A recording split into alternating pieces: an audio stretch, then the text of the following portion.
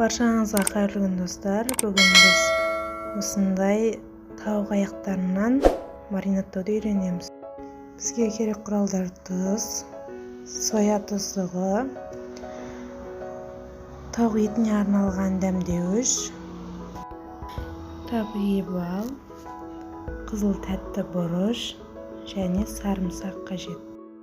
Алдымен тауық аяқтарын жақсылап жуып құрғақ ыдысқа саламыз. Содан кейін үкіштен сарымсақты өткіземіз.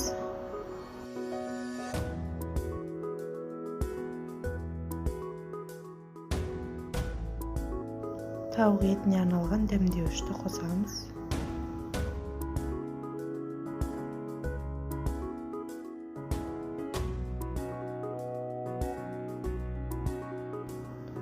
Тұз саламыз. Тәтті қызыл бұрышты саламыз. Соя тұздығы, табиғи бал саламыз. Содан кейін барлығын жақсылап араластырамыз.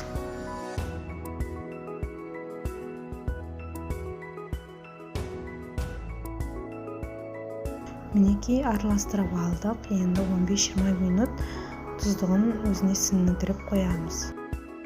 Тура 20 минут өтті. Жаймендеп қалпымызға әдемілеп салып жинаймыз.